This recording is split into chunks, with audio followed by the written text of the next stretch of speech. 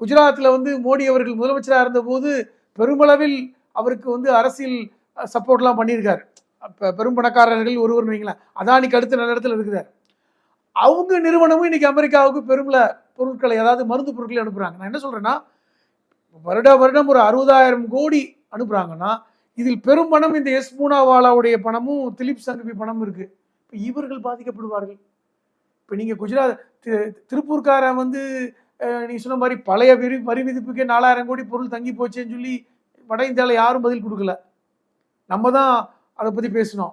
நம்முடைய முதல்வர்கள் வந்து பெரிய கண்டனத்திலாம் தெரிவிச்சார். இப்படி ஆமா நடத்தினாங்க. ஏற்கனவே வந்து அங்க இருக்கின்ற ஒரு 2 லட்சம் வட இந்தியர்களுக்கு வேலை போயிடுச்சுன்னு சொன்னாங்க. முதலாளிகளே வந்து சில நிறுவனங்களை மூடிட்டு போறதா சொன்னாங்க. தங்கி போச்சு. அதை பத்தி எந்த வட இந்திய ஊடகமும் கவலைப்படலை, வட இந்திய தலைவர்களும் கவலைப்படலை. ஏனென்றால் எக்ஸ்போர்ட்ல, துணி எக்ஸ்போர்ட்ல பெரும்பகுதி தமிழ்நாடு. அது அழிஞ்சா என்ன, அவன் பாதிக்கப்படுற வட இந்திய தொழிலாளர்களை மனுஷனாவே மதிக்க மாட்டான். அவன் எதுக்கு மதிப்பான்? அவனை பொறுத்தவரை வட இந்தியாவில பூனாவாலாவும் இந்த திலீப் சங்கவி தான் அவனுக்கு முக்கியம். நீங்க சொல்ற இந்த பீகார்காரனும் உத்தரப்பிரதேஷ்காரனும் அங்க இருந்து நடந்து பிரச்சனை இல்லை. நாம அவனை நேசிக்கிற அளவு கூட அவன் நேசிக்க மாட்டான். அவனுக்கு தேவையில்லைங்க. அவனுக்கு பானிபூரி கிடைச்சா போதுங்க. அவனுக்கு அவனை பத்தி அவ்வளவுதான் மதிப்பீடு.